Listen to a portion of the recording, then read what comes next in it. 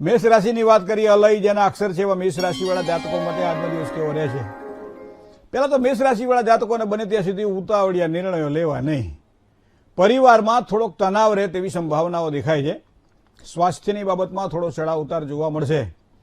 Share બજારમાં સાચવીને કામકાજ કરવું પડશે. વાત કરીએ વૃષભ રાશિની. બહુ અક્ષર છે, રાશિ વૃષભ છે, સ્વામી છે શુક્ર. લે વેચ કરવી હોય તો શેર બજારમાં સારી સફળતાના યોગ છે.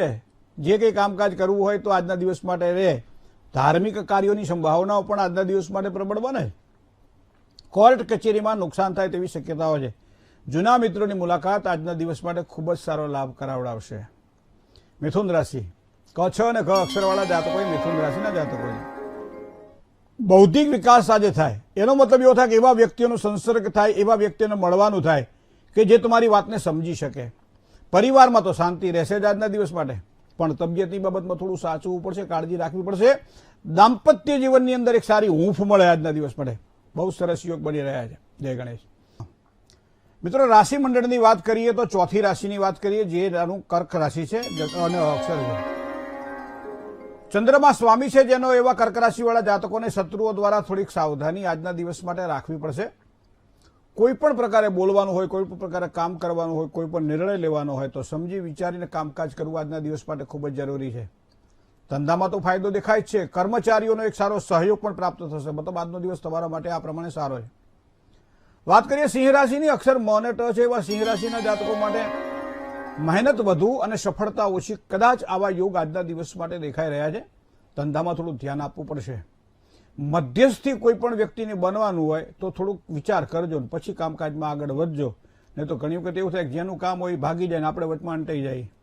સંતાનોના પ્રશ્નમાં એક હળવાશ અનુભવ છે આજના દિવસ માટે. આજનો દિવસ તમારા માટે આ પ્રમાણે શ્રેષ્ઠ દેખાઈ રહ્યો છે. હવે વાત કરીએ કન્યા રાશિની. કોઠણ અક્ષર છે કન્યા રાશિના જાતકોને. મોસાળ હોય, માના આશીર્વાદ હોય, મામા માસી હોય, આ બધાનો સહયોગ અને માના આશીર્વાદથી આજના દિવસ માટે તમારું કાર્ય સફળ બનશે ને સાથે સાથે શાંતિની પ્રાપ્તિ થશે. કોઈ પણ વસ્તુ બોલવાની હોય પહેલાં થોડું ધ્યાન રાખજો. સગાવાલાઓ દ્વારા તો લાભની શક્યતાઓ દેખાઈ જ રહી છે. તો આજનો દિવસ તમારા માટે કંઈક આવો દેખાઈ રહ્યો છે. જય ગણેશ. જેના અક્ષર જેવા તુલા રાશિવાળા જાતકો માટે ભાઈ ભાંડુઓ દ્વારા લાભની વૃદ્ધિ થાય. આજના દિવસ માટે લાભ થવાની સંભાવનાઓ પૂરેપૂરી દેખાય. સાથે સાથે પરાક્રમમાં વૃદ્ધિ થશે. ભાગ્યોદયની ઉત્તમ તકો મળે તેવી સંભાવનાઓ પણ દેખાય છે. આજે તબિયતની બાબતમાં થોડી કાળજી લેવી પડશે. આજનો દિવસ આ પ્રમાણેનો છે તમારો. વાત કરીએ વૃશ્ચિક રાશિની. ન અને ય અક્ષરવાળા જાતકો છે. ભાગીદારીવાળા કામકાજ કરવાના હોય તો લાભની શક્યતાઓ પ્રબળ બને છે. વેપારીઓ સાથેના સંબંધોમાં પણ લાભ થશે. આજે કોઈ પણ પ્રકારની ઉધારથી સાચવવું પડશે. લેવડ દેવડમાં થોડું કાળજીથી કામ લેવું પડશે. આજનો દિવસ કંઈક આવો દેખાઈ રહ્યો છે. ધન રાશિ.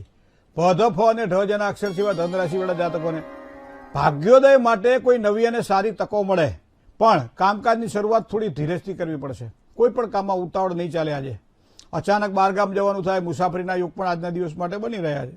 જય ગણેશ. વાત કરીએ મકર રાશિની. ખ અને જ અક્ષરવાળા જાતકો મકર રાશિના જાતકો છે.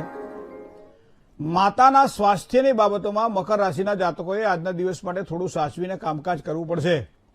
નોકરિયાત વર્ગને ખર્ચમાં વધારો થાય તેવી સંભાવનાઓ છે. કોઈ સારા સમાચાર મળે.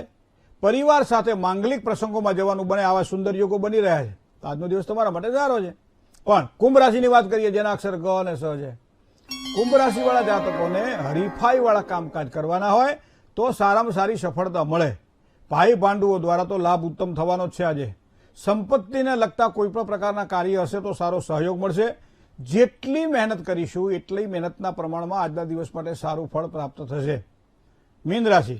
દ ચ જ અને થ. પૈસાની વાતમાં આવે, ધનની વાત આવે તો આજના દિવસ માટે તો સુખ સારું છે જ.